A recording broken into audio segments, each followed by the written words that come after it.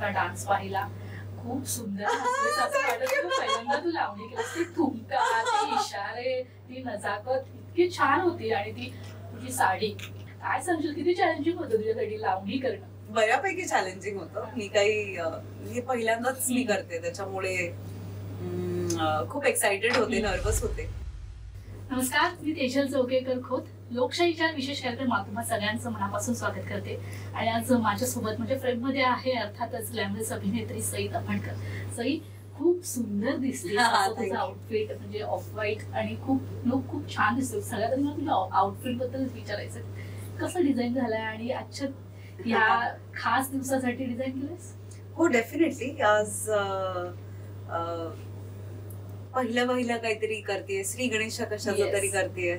आणि मला असं वाटतं की पांढरा रंग हा आपण पवित्रता किंवा प्युरिटी हे डेपिक्ट करतो, आणि हा थॉट घेऊनच तुम्ही बघत असाल की हे पण पांढऱ्या फॉन्ट मध्ये आहे. सो हे लक्षात घेऊन आज व्हाईट आउट. बरं, आम्ही तुझा डान्स पाहिला, खूप सुंदर हसलीस असं वाटत होतं. पहिल्यांदा तू लावणी केलीस, ती ठुमका, ते इशारे, ती नजाकत इतकी छान होती आणि ती तुझी साडी.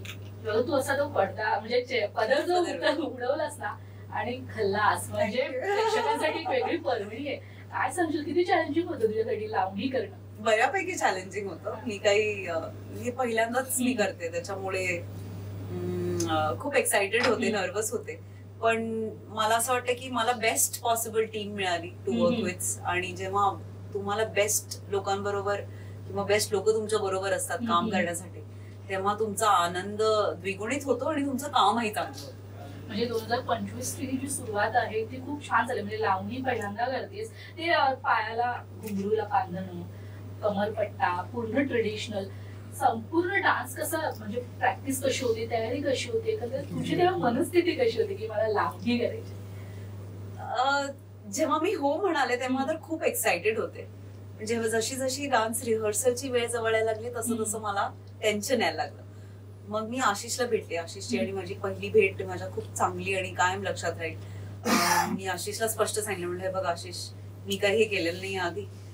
तुला जर काही एरवी 2 दिवस लागत असतील तर मला ट्रेन करायला 4 दिवस लागतील, तर तुझी तयारी आहे का?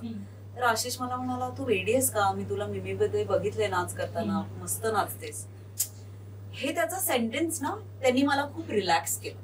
म्हणजे आपल्या कोरिओग्राफरचा आपल्यावर विश्वास आहे हे तुम्हाला तुमच्यावर विश्वास ठेवायला खूप मदत करतो. आणि मला असं वाटतं तिथून माझा गिअर चेंज झाला.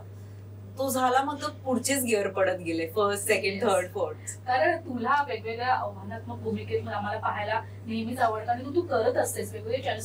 सगळ्यात आधी तुला डान्स बद्दल थोडी भीतीच होती, मात्र आता तर तू फुलत गेलीस. प्रत्येक याच्यामध्ये तुला डान्स वगैरे आम्हाला पाहायला मिळतो. आता असे वेगवेगळे किती चॅलेंजेस आम्हाला सई देणार आहे, प्रेक्षकांसाठी पाहायला मिळणार आहे? मलाच माहित नाही, हे सईच्या मनालाच विचारा. आणि सईचं मन कधी काय विचार केलेलं ह्याचा काही भरोसा नाहीये.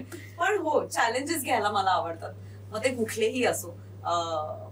मी चॅलेंजेस घेणारी व्यक्ती आहे, त्यामुळे इथेच मी थांबेन असं मला वाटत नाही. बरं, तुला पहिला डान्स आठवतोय? तू कधी शाळेत डान्स केलायस वगैरे, असं कधी आठवते? स्टेज परफॉर्मन्स स्कूलमध्ये वगैरे? मी गॅदरिंगला बरेच डान्स परफॉर्मन्सेस केले, पण कायम ग्रुप डान्स मध्ये असायचे. मी सोलो वगैरे कधीच नाही. आय थिंक हाच पहिला असेल, लहानपणापासून आता हाच पहिला असेल. बरं, या सिनेमाचा ट्रेलर पाहिलास? ऑफकोर्स. आवडला तुला? हो. बरं, मग या सिनेमात तू सरप्राईजली एंट्री आहे तुझी आणि प्रेक्षकांना खरंच खूप आवडणार आहे. मला तुला विचारायचं की तुझ्या आयुष्यातलं देवमाणूस कोण? माझी आई. मला असं वाटतं की एक निरपेक्ष प्रेम ही फक्त आई करते, कुठल्याही अपेक्षा न ठेवता. आणि ते प्रेम अनुभवणं हे खूप सरियल गोष्ट आहे आणि मी ते रोज अनुभवते. त्याला काही आकार, काळ, वेळ काहीच नसतं, पण त्याची जी प्युरिटी आहे ती अनुभवणं इज समथिंग, असं मला वाटतं. बरं, मला विचारायचं असं, तुझ्यासाठी पॉझिटिव्हिटी काय आहे? ऍक्टिंग, डान्स, काय कोणती गोष्ट तुझ्यासाठी पॉझिटिव्हिटी देते? जगणं. आय थिंक जगणं सगळ्यात जास्त पॉझिटिव्हिटी देते. ऍक्टिंग, काम हे तर माझ्या आयुष्याचे भाग आहेत, पण जगण्यातून सगळ्यात जास्त पॉझिटिव्हिटी मिळते असं मला वाटतं. कारण तुझ्या बरोबर तुझ्या सराउंडिंग प्रेक्षक जे आहे, तो चाहता वर्ग आहे, यंग आहे, आम्ही सगळ्यांनी पाहिलंय. आणि तू स्वतः देखील खूप छान रिस्पॉन्स देतेस एकंदरीत सगळ्यांना.